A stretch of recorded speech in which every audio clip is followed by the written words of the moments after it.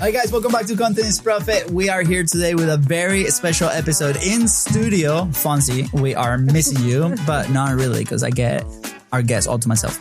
And this person is very special because we met at one of the local events here in Jacksonville. And then she has an incredible story of like living this world where she was very successful. She still is very successful, but she's like, I'm not happy with this, and decided to follow her calling, and she's having incredible success. And we're so blessed because we see her every couple of weeks because she comes records here. And today we want to share her story. Caryn, welcome to Content is Profit. Thank you so much for having me. I'm so excited to be here. Thank you. Yes, I'm so blessed because we've been chatting for like 2 hours, pre-chat, and then we were on your show, and now you're on our show. But I want to highlight you because I think from the people that we work with, you've grown so much as a creator. I remember the first conversation that we had, and it was like, we're in this round table, right? And you came with a coach, friend, mentor person, right? And she's asking these questions, and you were kind of sitting there listening, and then, hey, Liz, can I have a question? And like, it was like very like low, and I'm like, Caryn, come here, give me a hug. Let's chat content. And like, and now you walk in this place, like you own this spot, and you bring these incredible guests from all over the country, and you have a very successful coaching business and have these events that sell out. You were just telling me about it. I'm like, tell us all the secrets. Yeah, thank you. Yeah. Oh my gosh. Yeah, we just had a She Who Rises retreat, and we did a 1-day retreat just to make it easy, local. And it was just like a way for women to connect and be, because why? Being informs the doing, and us overachievers like to do and go and go and go. And we don't like to pause. And then when you get to pause, the being informs the doing, and then you can take exciting action, aligned action, inspired action, whatever you want to call it. Yeah. And it becomes a game changer in your personal life, in your business life, in your home life, all of it. It's incredible. Yeah. And we were just talking like right before the show, and you were sharing this story of like something that you used to do. Like you're like, I used to be a parent coach. Oh, right? God. Yeah. And we were talking about the misalignment maybe like because of that life. And I think a lot of entrepreneurs in publishing, have these platforms that appear a certain way, but truly we don't feel like either fulfill or like we're, doing the thing that we really want to do. And then you make that shift. So you want to share a little bit of the story of like your corporate life, I guess, to like this like transition, and then now what you're doing. All right. Do we have like 3 hours? Because it's a long. We got it. All right. We got it. Yeah. Okay. So basically what happened is I was doing all this manifestation, right? I was like, I'm going to manifest. Like, what did I say? I was still working in the family business, and it was the beginning of 2020. So before the world shuts down, I just took this manifestation course with Catherine Zinkina, and I was like feeling fire. I'm like, I'm gonna manifest $1 million month in our company. And my brother is looking at me like I have spiders like coming out of my head, like you're crazy. You're telling him this out loud. I said this out loud. I walked in like all confident, and I'm like, yeah, we're going to have $1 million month, or we're going to have a $10 million year. And he was like, all right, cuckoo girl. Sure. Great. And then I'm like feeling it. I'm in the energetics. I'm like, this is going to happen. So it's March. The world shuts down. I'm like, okay, maybe we're not having $1 million month. What's going to happen? And at the time, were you guys close to $1 million month? No, not even close. Not even like remotely close. January, February is our slowest time of year. And we break a couple 6 figures usually. But it was a long shot normally. Yeah, million was like out there. So again, my brother, I owned the company with my brother at the time, and he was just like, okay, you're a cuckoo bird. And so March comes, the world shuts down, and like it's crickets. Like I'm like, oh, okay. I don't even know if we're going to have $1 million year. Yeah. Because at this point, the company was doing about 5 million a year, 5 to 6 million a year. And I was like, we're going to double it. We're going to get 10 million, whatever. And crickets. And I'm like, oh God, we're so screwed. And then what happened is we ran out of, the world ran out of masks and hospital gowns. And we sold outdoor fabric. So it was like, what if we pivot? What if we create reusable gowns? So it wasn't you had to bring, because there was nothing coming in from China. You couldn't get the gowns, you couldn't get the masks. I don't know if you remember, but like there was no access. So we started creating, we're like, let's get a hospital gown and see if we can make this out of outdoor fabric. And so we reached out to Baptist Hospital, which was the Florida hospital. And they're like, we need gowns. We need gowns. And then we reached out to Baylor and they're like, we need gowns. We had, just to make a really long story short, we did $1.5 million in 1 month from creating gowns. It was like this massive pivot. Yeah. And so I'm like, wow, I'm so lit up by not selling fabric, but by helping the world. I was like, this is helping the world. This is saving lives, because these gowns were for not surgical gowns. That was, I learned so much about FDA approvals. It was like, you had to categorize it correctly. Yeah, exactly. So we made level 1 and level 2 gowns. And I'm walking home from the park with my son one day. And remember, I was doing the manifestation course. Wait, did your brother, what did he say after you made the 1.5 million? What did he say? He as thank you at least. No, I think he said you're a master manifester. So I will take that. Let's go. My brother's not one to give compliments. So I was like, you're welcome for holding the capacity to have $1.5 million month. And we actually ended up hitting a $10 million year. Wow. Yeah. Yeah, it was wild. And so in that, I was like, wow, we can change the world and make a lot of money doing it And I was like, oh, this is really cool. And so I was walking home from the park one day with my son, and I had this idea because I love manifestation. I was like, wow, I just manifested $1.5 million month. I'm like, what if my son knew how to manifest, like starting at 2? Yeah. And I was like, oh, there's something here. I'm going to like teach parents how to teach their kids how to manifest. It's going to be awesome. And so, I started kind of playing around with that and created this whole company, Mini Mindsetters, about, helping parents help their kids with personal growth and manifesting. Yeah. And, like any business, it just wasn't. It wasn't landing because I was also working full time. Yeah, this was like the side gig for a little bit. This was a side gig. And it was so interesting because I was renovating.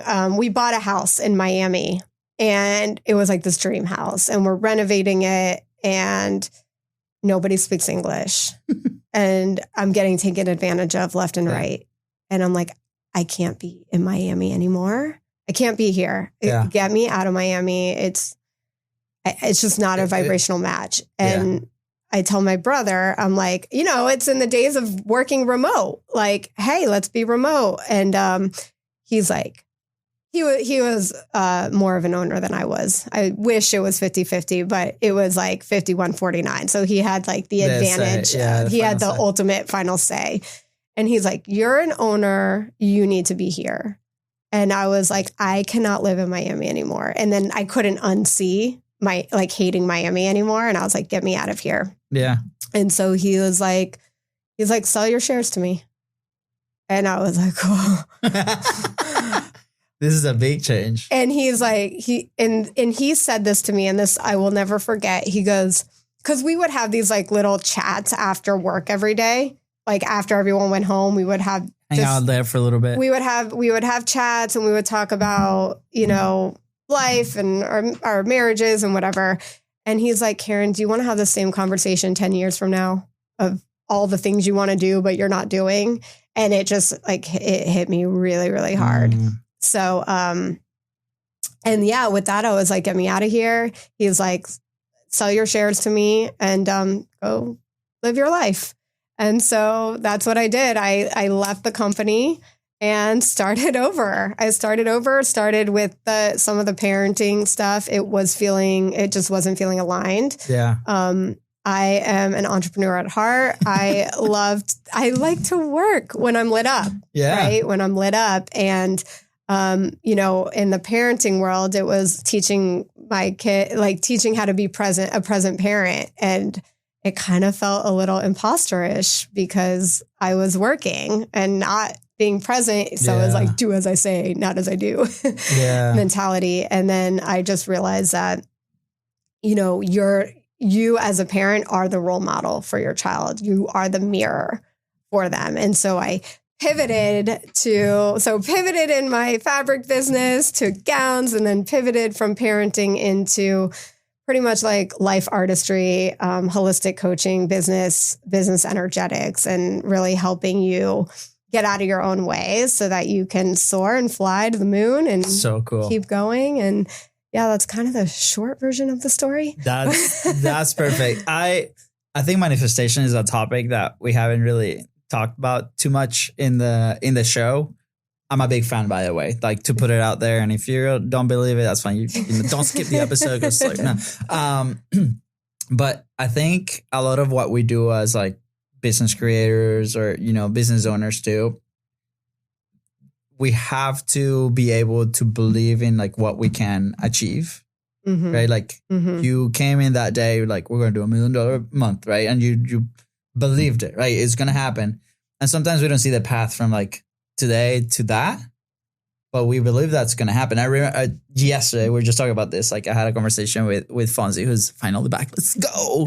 And we're about to hop on a workshop, a 3-hour workshop that we did for Business Creator Club, which you can go to businesscreator.club and join. You'll see it there, where you can build your high ticket offer. And we've been talking about this high ticket offer for a long time because especially when we acquired the studio, people in our community were like, oh guys, now you have this location where you can fly people in and do all these amazing things. And we're like, oh, overwhelmed, right? Capacity. Overwhelm is just living in the future though.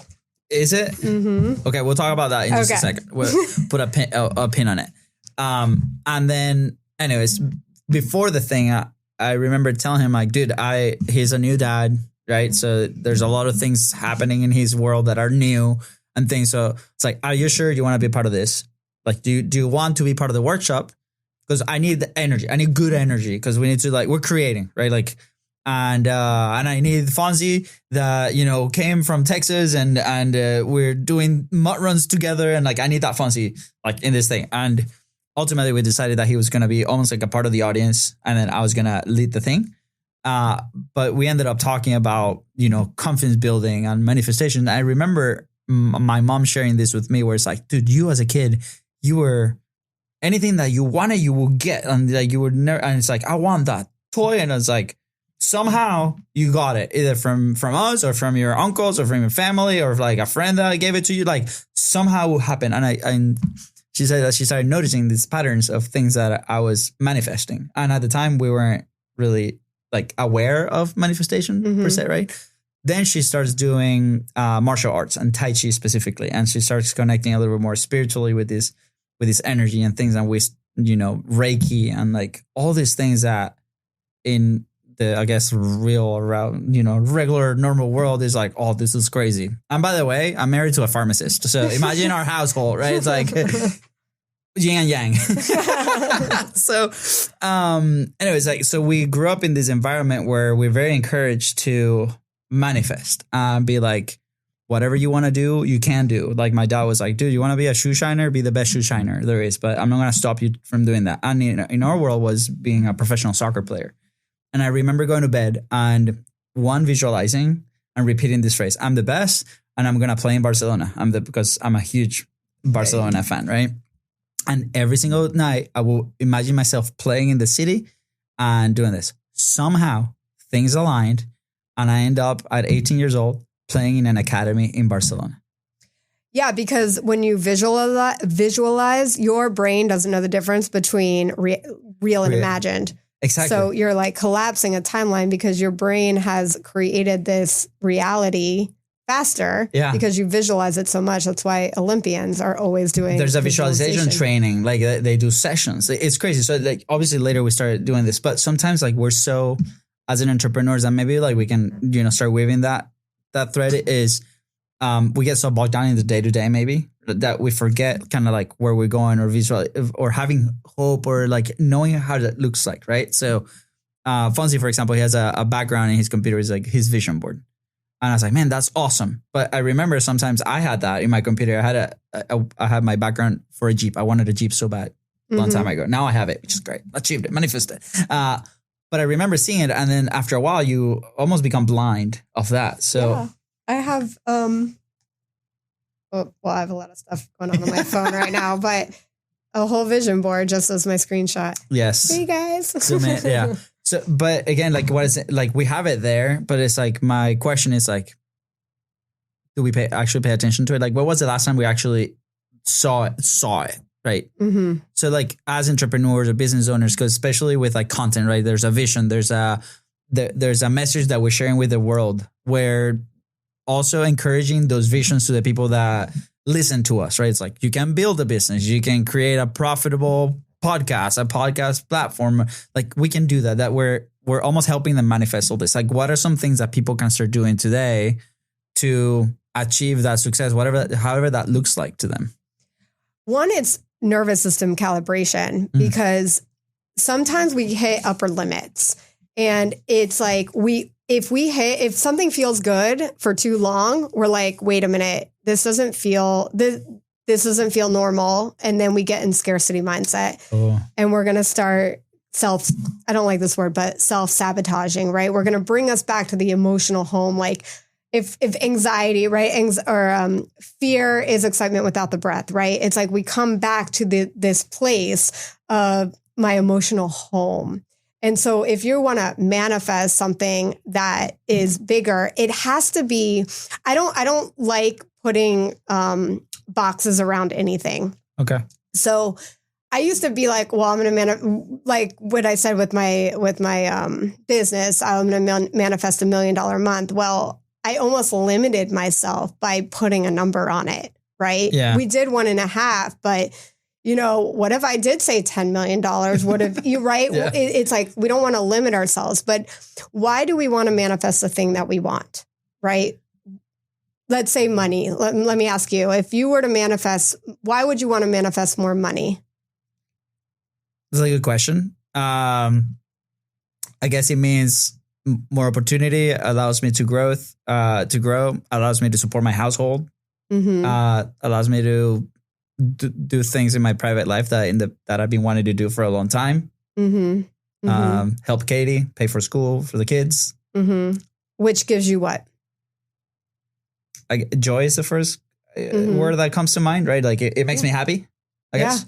Yeah. What does money give us? Or we think money is going to give us all these like freedom, extra, right? Extra. But it's joy, freedom, right? And those things, if you want more money, you got to start feeling the thing you think the thing that you think money is going to give you now. Like the thing that comes after the money. Right. So it's like, if you start feeling joy now, right, then you're going to be able to manifest and collapse the timeline quicker, because your brain doesn't know the difference between real and imagined.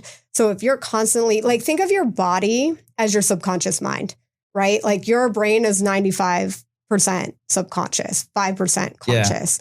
And so your reality is run by your subconscious mind. So if you think of your body as your subconscious mind, it's a feeling, right? It's like, how do I feel in my body? What am I noticing? If I have whatever the money is, let's say $10 million in my account, how's that going to make me feel? Yeah. Right. It's going to make me feel a certain way in my body. And if you start showing up every day, feeling that in your body, you're going to manifest where you want to be a lot faster than where you are now. Yeah. And it's frequency. Yeah. Right. Money's energy.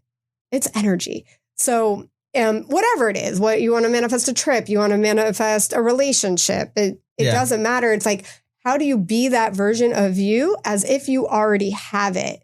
Because it's not the thing you want. It's the feeling you want. So you get to start feeling into that now. Yeah. But every day. So what I do with my son every single morning, I say to him, I'm like, are you ready? He's like, for what? Like, to have the best day of your life. And he at first would roll his eyes, but now it's like, it gets you in the energy. It's like, how can I love my life so much and be in so much joy now without having the thing? Yeah. Right. And that's where the gratitude comes in too. It's like, what am I grateful for? What are my wins? How can I be in the energy of being able to receive and even hold the capacity to have what it is you want?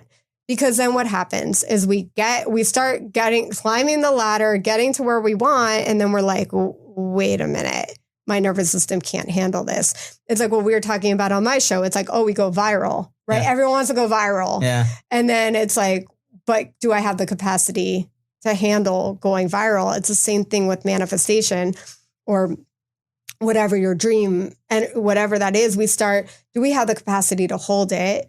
And how do we expand it? Because if we can't hold it, we're going to self-sabotage. We're going to come back to the emotional home of like, well, I don't deserve this. And so it's like, you're going to find evidence of why you don't deserve it. Yeah. And then you're going to bring yourself right back. And that's what happens, I think, in entrepreneurship. It's like people create something magical and then they're afraid to lose it. And so it's like, do you want to play to win? Yeah. Or do you want to play not to lose? So really big different mindset. Yeah. Same thing with sports, right? It's like, have you ever watched a football game and you're like, oh, they're just keeping it safe because they don't want to lose. And you're like, throw the ball. Just go for it. Right? Because it's like, are they playing not to lose or are they playing to win? It's the same thing in your own life. Yeah. It's like, how are you showing up? Like, are you going all in? And what does that feel like in your body? There's a war on happy people. It's like, you can't be this happy.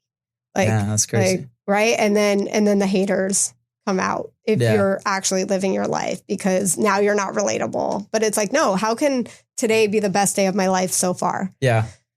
And we were talking about even with us, it's like, what are 3 wins that we had today? Yeah. And it's like, oh yeah, this is a win because we forget that how far we've come. Yeah.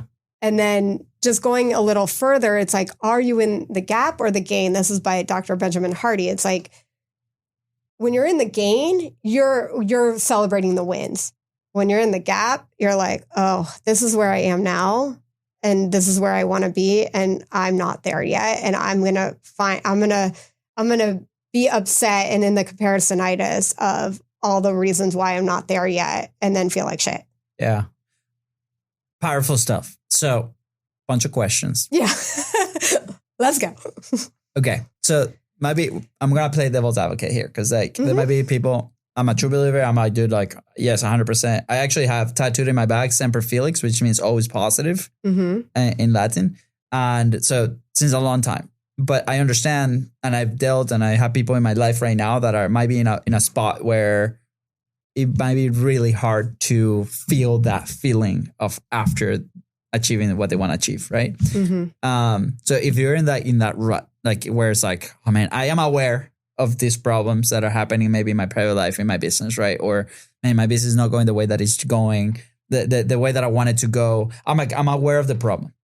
I think that's step number 1, like becoming aware that thing is happening. But then I fail to see the other side, and even like I don't even remember how it feels to feel good about achieving a goal, right? And I think like yesterday, one of the conversations that I had was like, okay, maybe we start in the what don't we want, and then flip it, right? It's like, I don't want to feel this way. What's the opposite of that? That like I feel this way, right? It's almost like gratitude, right? Like people that don't know how to do gratitude, it's like, okay, imagine the worst case scenario where it's like, let's say on health, right? You're sick in the hospital. You can't walk. You can talk. You're like all these things. What's the opposite? I'm grateful that I'm walking, that I'm breathing, that I'm like being able to share time with my kids, right? Like all these things. So like what's a tactic or something that people can do if they're like in that rut, in that really, what you call the gap, right? Like, how do we flip it? Well, one, it's celebrating the small wins. It's like, where did you actually show up today? Or where did you have a small win? It could be as little as I got out of bed today. Like, it could be that. It could be like, I'm still here. Yeah. So I'm alive. So I have purpose.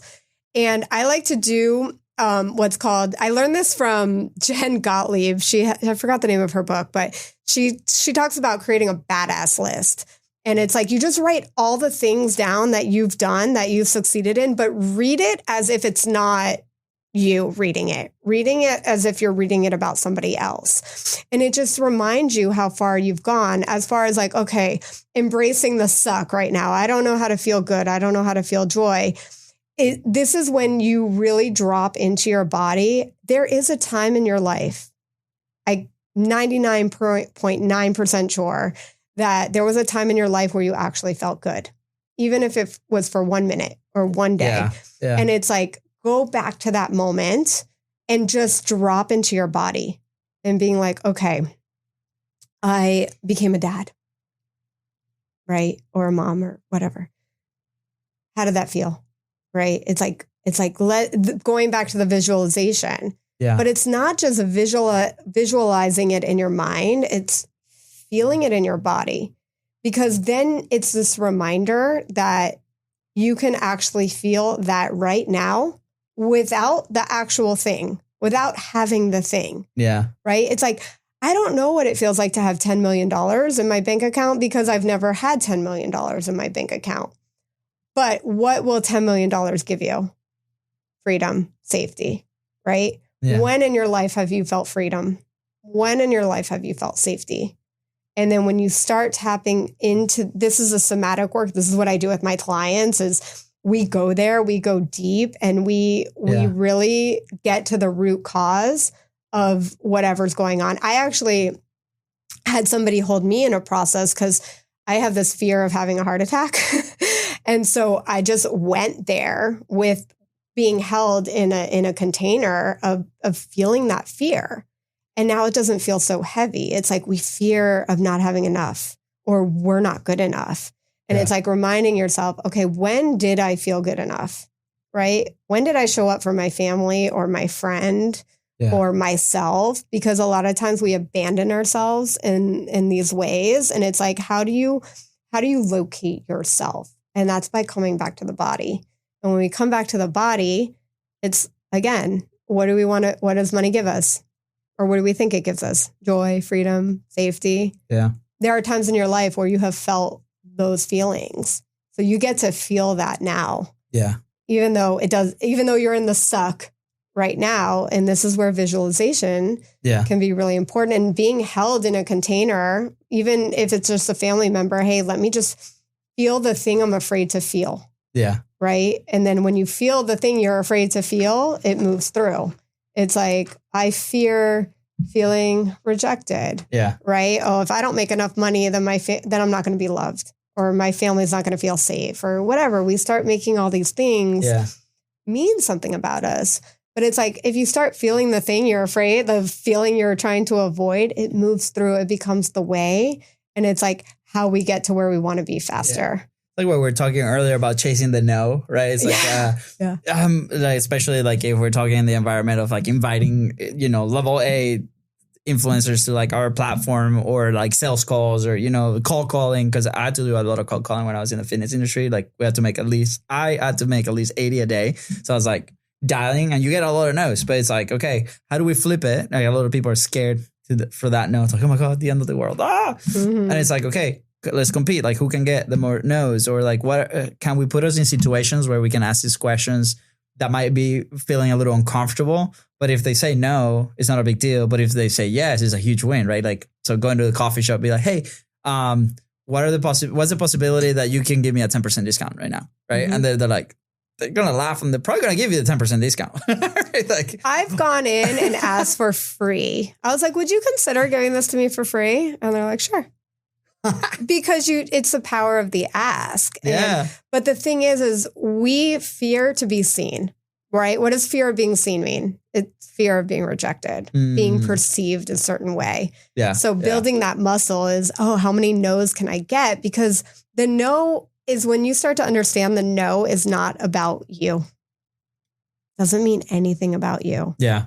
But we tell ourselves stories that it means something about us. And then that's when we spiral. Yeah. And we're like, we fall into the self-doubt, the not good enough. I'm never going to get there. Who do I think I am? The imposter syndrome, right? All the negative or what we label as negative emotion. But it's like when we start accepting all those parts of us, the magic happens. You can have the magic business. You can have the magic home life. You can have whatever it is you want. Whatever's magical for you. I'm here to spread fairy dust on everything and everyone. Yeah. So, but the power of getting no's can be such a fun way to gamify, like expanding the capacity of rejected, but you can never really be rejected. Yeah. It's just perceived.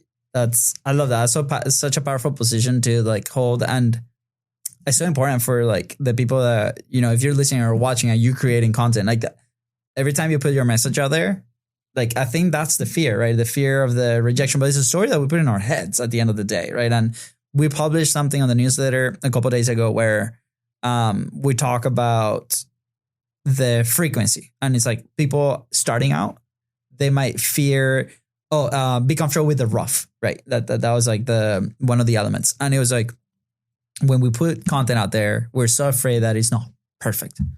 But it might be perfect for somebody that's reading that because that's exactly what they need. And the perfect is like maybe our own standards, but maybe we haven't become the person to like get it to those standards still, but we need to push through that to become better and do that, right? Like if let's say you're starting to play a sport, like for the very first time, are you going to be good at it? Probably not, right? Like we need to put in the reps. It's the same thing with things like if you're a business creator and you're creating content for your business, it happens. And a lot of it, we were talking about the personal growth that goes with it, right? If you own a business, you definitely know that. But it's funny because I run into a lot of business owners that are very successful in their business. But then when we put a camera in their face, it like flips. It's like back to kindergarten, right? You're like, what is happening? You're like, you are an expert in this topic. Like what changes, right? Like what? And I think you're just describing is like that fear of being perceived outside of maybe our bubbles that we're used to, like our companies or our families or homes. They're like, man, like what are people going to think about this? Or I don't know. So you've already mentioned a few things that we can do internally to do that. And I think it's so important to be like, what's on the other side at the end of the day? That, you know, these algorithms, like if your content is not good, it's not going to be shown to anybody. That's number one, right? Like people want to consume. The more you put quality content that people want to listen, the more they show it. So I think it's a good thing when you put in these reps that if you don't have enough views, you're like, okay, what can we learn from this? And how can we make it better? The other thing is like, are you comfortable with your own message, right? Are you comfortable with your content? Maybe your message is not meant for millions of people. Maybe your message is meant for 100 people. Like just this morning, I saw a post, Gary Vee. He's like, this is what it looks to 10 people. What is it? 10 views. This is what it looks like. And it's like him sitting in a table with 10 people. 100 people. This is what it looks like. And it's like him in like a little college stage, right? 1,000 people. This is what it looks like. It's him in like a little bit more big auditorium, right? And imagine you sitting down in front of 10 people, right? Sharing. It could be intimidating in person, but it's amazing. Like you're creating that impact. Yeah, I love that visual because I've done that before. I'm like, I only had like 600 views. And then you Google like 600 people viewing you. You're like, oh, damn, that's like a full auditorium of people. And we get in our own head. But it's also like you were saying, put the camera on and I become a different person. It's like, wait, what is happening here? Like it's this fear of being seen, fear of being perceived a certain way because you're not hiding behind a script or, AI or whatever it is that it's so easy to hide behind. But then you like have to be your true authentic self. And it's like, oh God, what are people going to think of me if I'm my true authentic self? And it's like reminding yourself, wait, if people don't like my true authentic self, then it doesn't matter. It doesn't mean anything about me. It's who I am. But people are so pressured by the way society says you have to be, where with me, if you work with me, I'm like, oh no, we're breaking all the glasses. There are no parameters. We fly and we don't have to do it in any specific way, right? Everyone's like, oh, you have to do step 1 through step 500. And this is how you get from A to B, where it's like, especially with women, it's like we're intuitive. We don't think logically. We're not logical thinkers, unlike my husband who like needs to know why I'm doing everything in the way I'm doing it. I'm like, I can't explain it. It feels good, okay? Like, it feels good. We are not logical. We are not logical buyers. We're not logical thinkers. Yeah. We are emotional, intuitive buyers, doers. This is how we show up in our life. And it's like having permission to just be you. Yeah. And if somebody perceives you in a way, that's on them. Yeah. Right. Because you're not everyone's cup of tea. Yeah. And that's okay. What are your thoughts around personas? Right. Because I'm with you on the authenticity, truck. And I remember we had a conversation with Bart Miller. He's an incredible guy. He's been on the show a couple of times. It was one of our earlier episodes. And you could tell if you go back and listen to the first episode, it cringe a little bit, but you can also tell like these guys are not being themselves like just yet. And I think that conversation with Bart kind of changed everything because he's like, be you, but at the same time on his side, he was explaining like you can be different yous depending on like the thing. And he's also a coach, but his whole thing has been, hey, I wanna pursue being a cyclist, for example. So he became the identity of a cyclist. So he dresses like a cyclist. He uses the equipment as a cyclist. Like he walks like them. He shaves like the cyclist, like all this thing. And then he wanted to do roping. So, he has the possibility to do it, but he bought a farm and he bought the horses and the thing and he practiced and he became like that person. Right. Mm-hmm. So I think for him is applies because like he's doing the thing, he's competing on that. He's like, I'm not going to be a soccer player. I am a soccer player. Like I dress like I wear my shoes, soccer player, like all these things. But we often transfer that also to when you create is almost like you have this creator persona that you tap in, or people use it as a tool maybe to tap in and be able to create. But then it's exhausting because it's not really you. That's right.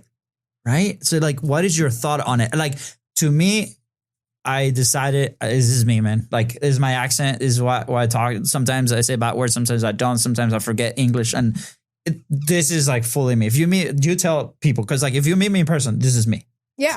Yeah. I like to do this little experiment. So pretend you're holding a rock, like as hard as you can, like hold on so tight. Like your life depends on this rock. You feel like you're white knuckling. Yeah. Right. And now let go. And it's like surrender, relief. Right. Yeah. It's like when we're holding on to be somebody we're not, this is white knuckling our way through. And it's like, if we're going to continue to white knuckle, what's going to happen when you actually want to connect with somebody in real life? Right. And this is where positive projections come in too, because there's people who I'm not going to say names, but I went to a retreat where I was so excited to meet this guy. And I loved everything he was about online. And then I met him in person and I was like, what a douche. What a douche. And it's like, it's fine. It's exhausting though. You're constantly performing. Like I get it. Sometimes it's your job. If you're an actor, you're performing. But I always like the actors that are kind of the same person and like I don't know. I don't know if you Adam Sandler is like the same type of guy in every movie. And it was so interesting. Like I read Matthew McConaughey's Green Lights book. Great book. And it was just so interesting to hear his story. And it's kind of on that. It's like performing, like, who are you? And if you're not being yourself, you're being exhausted. You're exhausting. It's okay if you want to take on the identity of a really fit person. So I'm going to show up every day as a really fit person, right? But who are you at your essence? And when you're not showing up as your actual essence, you're going to burn out. This is why burnout, I'm sure creators all the time burn out because it's like, how much can you still put on this show of not being who you are? Yeah. Right. I met this woman. I was like, wow, like so excited to meet her.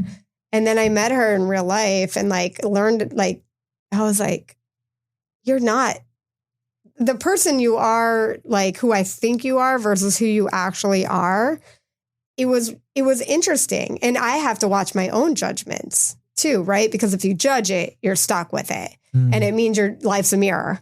So if you're judging it, you're doing it in your own life in some sort of way. Yeah. So it's like, wait, where am I performing in my life also? Yeah. Where I'm not being authentic with who I really am. Like who, if there's a fly on the wall or an invisible person following me around, am I being the same person I am at home than I am when I'm out or share? Like, do as I say, like my husband would always say, do as I say, not as I do, right? He's a personal trainer. And it's like, he tells all the clients what to do, but he's not doing it himself.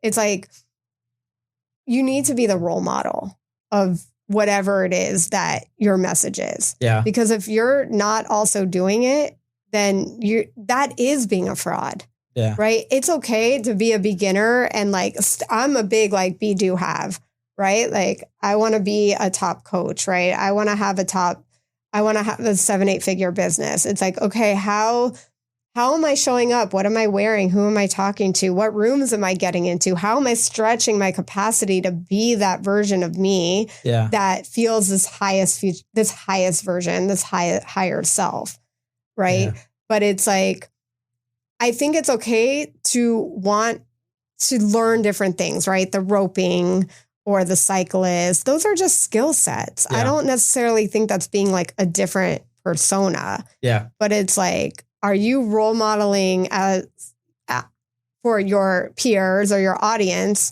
as you are at home? Yeah. And I think that's a huge disconnection with self. Yeah. If you're not, that's a competing. Yeah. You're competing with yourself. You're white knuckling yourself. Yeah. I think I love this because I've been in the position of like that. And I was like, man, that's like, it feels exhausting. Right. And then we made the decision to kind of change it. And I think we're like at peace with it. Right. Like, especially like in the content world, we see this all the time. I have people come into a studio where they might want to have an entertainment podcast. Right. And it's like, hey, we want it to look like this. I'm like, are you like that? Like, is that the type of people that you want to interview or the type of people that you want to talk? Do you actually talk like that? Like, you seem like a very different person.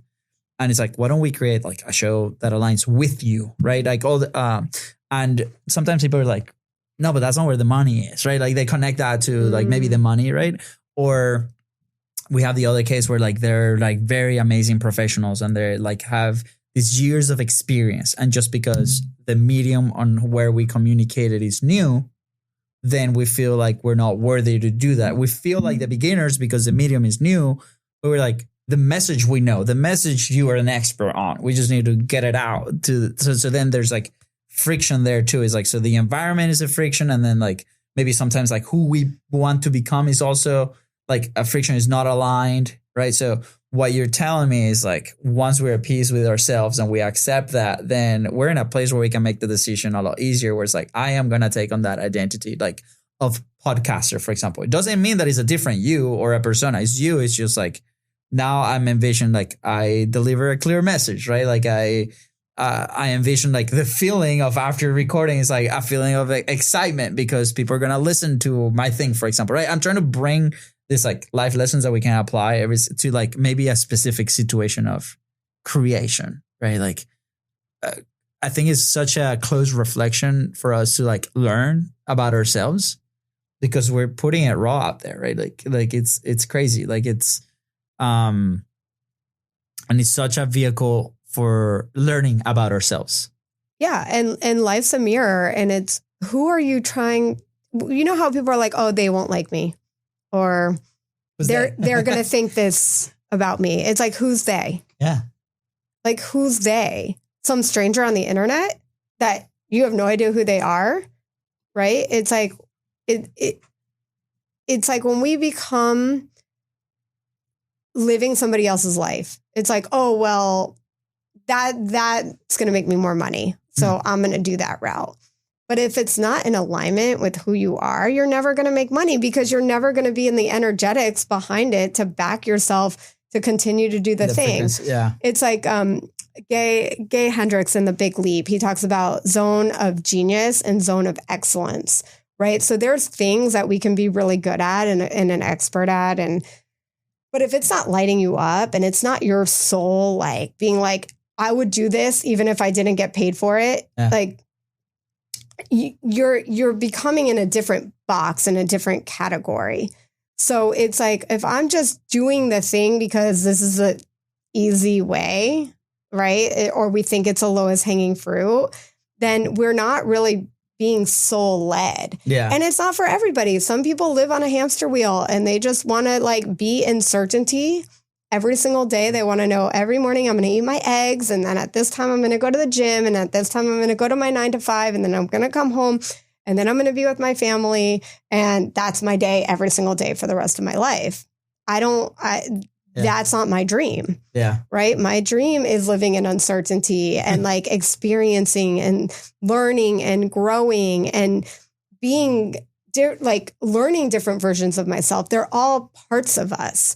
And it's like if we're just chasing money, is that how you want to be living? What would be the encouragement to somebody that are like, well, that's nice because you maybe can say that because you might have a successful business or you sold your company, right? Like, because we hear that comment for a lot, like from a lot of people that might already be there and they're like, this is how we should do. But like, again, devil's advocate, right? Like we deal with a lot of people that are trying to get out of that funk. And it's like, hey, how do I actually get out of that funk? If that's nice that you got there, but now I'm eating crap right now. Right. It's like, what can we learn from this conversation? Focus on the small wins. Yeah. Right? Celebrate the things that are actually working. Yeah. Right. What did work today? Yeah. Like what worked for you today? Yeah. Right. Celebrate that, because what happens is the RAS, the reticulated activating system, is going to find evidence for whatever it is that you believe. So whatever thoughts don't hurt us. Yeah. Right. We have like 85,000 thoughts a day. Don't quote me on that. But the thought that we believe is the one that hurts us. So if we start believing the thing that person said about us, there's 85,000 thoughts you can have and you're going to keep spiraling on that one thought. Yeah. It's like, let's think a different thought. Let's think a good thought. What of those 85,000 thoughts, one of them needs to be a good thought, right? And it's like, let's choose again. Let's choose another thought. You have the power. And it's like, sometimes use the mind versus sometimes it's like the mind is always going to try to find what's wrong. It's our reptilian brain. It's always going to be like looking out for the threats. What's wrong? How do I stay safe? But it's like, let's choose a different thought. Yeah. It's like when you start looping in. Do you have a method of like resetting those thoughts? Right. Because I've used a couple where breath is one where it's like, okay, I become aware of the problem and maybe the feeling of that. Yeah. And I'm like, okay, I know this is where I'm at. Almost like I step out and I'm like, okay, I'm angry. Let me feel the anger for a little bit, right? Yeah. Like it's good. But then to reset, maybe I do 5 deep breaths, right? It's like belly breath. Yeah. And then after my 5 breaths, it's like, okay, now I'm done with anger. Let's focus on the good thought, right? On like, or, you know, the solution or whatever we're tackling there. What else? I remember my mom early on, she's like, yeah, feel the anger. There's like on the soccer field, I remember like, oh, the coach, like I'm bench or whatever. Like it was a negative situation. And she's like, she uses that tool as Ho'oponopono maybe is the name. Oh yeah, Ho'oponopono, yeah. Yeah. So it's like, thank you. It's like almost like saying thank you to that situation and then flipping it, right? And it's like, you can find your own system, right? Do you have some methods of resetting?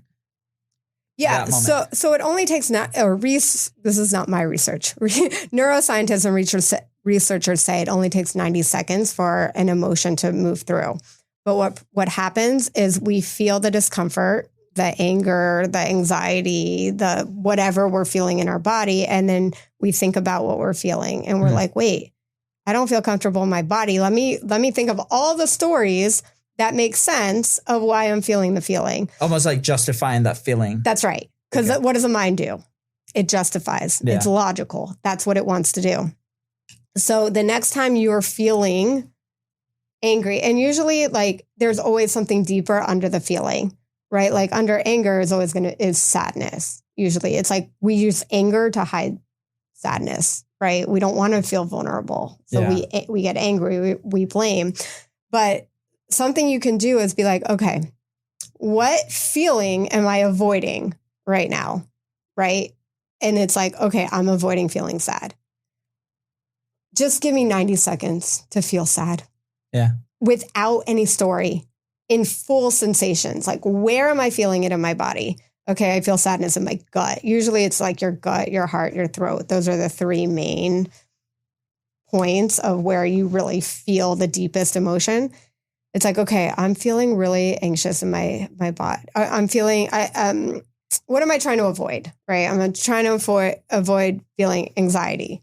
What happens? You start creating more anxiety because now you're trying to get rid of the anxiety. And then you start thinking about all the other things that you got to do and continue to do. And like, why am I, okay, it's not going away. So let me think about why I'm feeling it. Instead of like, okay, what sensations do I feel? And you can do somatics with this where it's like, okay, what color? Like if I gave this a color versus a story, what color is it? Is it dense? Is it porous? Is it big? Is it small? Is it opaque? Right? Is it transparent? Like, is it moving? Is it stuck? And you just start like inquiring questions about like the sensation as if you were talking to an alien, right? An alien doesn't know what any of these mean, right? They don't know what these feelings mean. So you just bring it into sensations into your body. It's like, does it feel tingly? Like whatever that is. And you just literally feel it and breathe into the contraction of that sensation versus, oh my God, I'm feeling this because of this, because then we loop it and then it doesn't go away. Yeah. And it's going to keep hamster wheeling. It's going to keep looping and looping. And so that's just breathing into the contraction of the sensation in your body. 90 seconds. Wow. 90 seconds. I'm going to start timing them. And as you're telling me this story, I'm picturing some situations with my kids and I'm relating it because, you know, well, first off, as entrepreneurs, I feel like we need to be masters of this because we're challenged with challenges every single day with setbacks. And there's always like a fire that we need to put out, or especially when you have a team, like all these things, right? So a lot of feelings are going to be coming our way. And I think like these are like very important, you know, tactics and techniques that we can do to do it at the end of the day, adopting that way of life. And number one, you must be willing to try this. You know, there's a lot of people like, oh yeah, that sounds good, but they're not willing to try and they stay in that moment. But going back to my kids, I was sharing this story earlier where like my youngest, Mateo, he like threw his tantrum, right? And right now we're doing crying wall. So it's like, it's almost like the spot where like he goes and feels all the feelings, right? And, you know, I've been guilty in the past where like, no, like stop crying, like as a parent, like stop crying, or like we try to stop that feeling in a way, right? Or if there's throwing a tantrum in public, for example, right? And I'm like, I'm trying this new thing where it's like, I'm just let it run. Yeah. But here's what I'm observing, and you can tell me your thoughts. So I'm letting it run. So he cries it out, and I'll be like, hey, Mateo, just tell me when you're done. Right. And he cries and loud and whatever. I have to time it, see if it's like 90 seconds, maybe you're very accurate. And then it's like they flip the page. Like they felt it and then they let it go. And it's like, okay, now we can continue doing our day, or like, Papa, I'm done. And then it's like happy and playing. And again, I'm like, oh, wow. So this is a connection I made. Now as adults, so you're sharing this, and because we're aware and we've lived more time and we have these stories, we're using those stories to justify that feeling. We just stay in that like loop, right? Mm-hmm. But kids, we don't have those stories. Like they don't, you know, they haven't built that bank of stories yet, and they just like feel it and then they let go. And that's why they have tantrums, because their feelings are so big that they don't know what to do with it. Yeah. Where as adults, we suppress it. And we're like, oh, we're not allowed to express how we feel because then I'm perceived a certain way as weak or get over it, or it's not a big deal. Like animals in the wild, after they have a fight, what do? They just shake. They shake it off. They shake it off. And they're not stuck in this story of, oh, I should have done that fight differently. Right? I should have said this instead of that. Right. And like shoulds are just a mental contract of what we don't know. Right. Yeah. So it just becomes really interesting. And especially with children, their brain isn't developed until they're like 27 or something. So they don't know how to manage their emotions. And when we start telling them, hey, stop crying, right? It's like we're telling them that their feelings aren't valid. And then what happens to us as an adult? Like, I'll give you an example. So as a woman, I'm going to give you a little male, female here. I'm ready. Okay. So let's say I wake up late to go to work or start my day. And that snowballs into just not the best day ever, right? It just, I woke up late. It just kind of, that was a momentum I was in. It was a bad day. And I come home and I tell my partner or friend or whoever, and I'm like, man, I woke up late. I didn't have a really good day. And my partner says to me, well, you should have woken up earlier. That's not what I need in that moment, right? Yeah. That's as a woman. Like, we know what we should have done. We know. We don't need you to tell us in your logical brain of how, we should have woken up earlier. We need to be seen, heard, and understood, and like validate our feelings for having a hard day. It's the same with children. It's like when you're having a moment about anything and somebody says you're making a big deal out of it, how does that help? It doesn't. And the same with children. It's like they want the red cup and you have a blue cup, and they're freaking out because that you gave them the blue cup, but they really wanted the red cup. Like, as an adult, we're like, this doesn't make sense. Same cup, just a different color. But they have to have the red cup. They don't know how to manage those feelings. And when we start validating feelings, this is like anybody, kids, adults. Yeah. When we feel validated in how we're feeling, it moves through so much faster. But when you're telling us our feelings aren't valid, that's when all my God, my brain is freezing right now. The resentment comes in, right? It's like, I remember, whatever, this is a little personal, but my mom went on a trip with my sister-in-law to Paris and did not tell me they were going on this trip together. And the night before, I was at my mom's house doing some work, and she's packing for a trip. And I'm like, where are you going? She's like, oh, I'm going to Paris. And I'm like, what? You're going to Paris? And I'm like, on a cruise, because my mom loves cruising. And she's like, no. I'm like, on land? Like, yeah. Are you going by yourself? No. Like, avoiding. Right? Avoiding to tell me that she's going with my sister-in-law to Paris. And I was so hurt and I was so upset by this. And I'm talking to my brother about it. And I'm like, this was like, I am so hurt. And my brother's like, you're making a big deal out of this. And that was just like the ultimate, like, bomb. Yeah. Like, I was like, wow, this is what my family does, is like, let's just sweep it under the rug. And then this is what happens as an adult, right? We don't repair. We sweep feelings under the rug. Why? Because it's uncomfortable. Yeah. Why? Some people avoid conflict. Why? It's uncomfortable. And so nothing gets repaired, right? And this is kind of what happens. And so even with kids, it's like validating their feelings is so important as a little one. So just some feedback for you. The next time he's crying for whatever reason, because he can't take 3 stuffies versus 2 stuffies or whatever, vice versa. It's like, you can tell him, oh, I understand why you're feeling this way. You were hoping to take 3. It's just that simple word of like, you were hoping for this, validates them in that experience. And then they can take the 90 seconds, go cry it out on the wall, and then come back to it because they let it move through. Yeah. Oh, so good. I'm elevating my skills. Let's go. All right. We're almost at time. 1,000 questions. You flew by.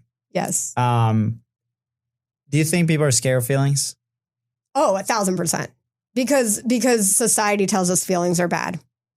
Because if we feel sad, we're weak.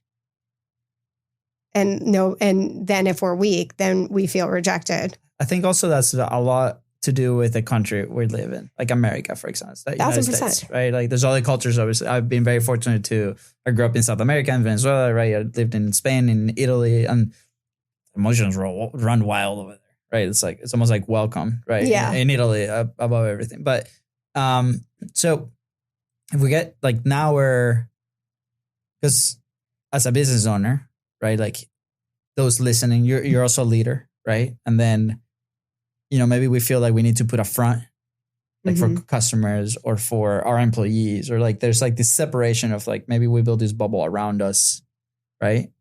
That maybe a few people know the real us, but on the outside, not really, right? And that we're telling you, right, okay, how can we be authentic in front of a camera or authentic in front of our teams? And feelings is a big part of this. What are some things that we can do? And this might be another podcast episode on its own, but like as we close out, right, thinking about, okay, how do we start acknowledging those feelings and maybe putting in practice some things that can help us navigate that and go towards the more authentic side?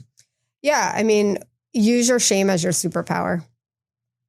I mean, because it's not the thing that we feel, it's the shame around it that stops us, right? It's not the actual thing that we did. It's the shame around it. And when you start speaking the shame as your superpower, and you can lead yourself through the hard thing, that's where people turn to the leadership. It's like, oh, you navigated, let's say, a divorce, right? You were able to navigate and still lead us by leading yourself through the thing that sucked. That's how leaders are born. It's like, yeah, you can lead when everything's wonderful and great, but how do you lead when shit hits the fan and you're in the suck, or you just lost your best friend? Like, are you still able to show up and lead yourself through it? Because when those things happen in your life, look at them as happening for you. Because it's like, oh, this didn't happen to me. This happened for me. Why? Because now I can lead other people through this thing in an easier way, in a new way. And to me, I think just turning your shame into your superpower, I think, is the way that you can start kind of flipping it.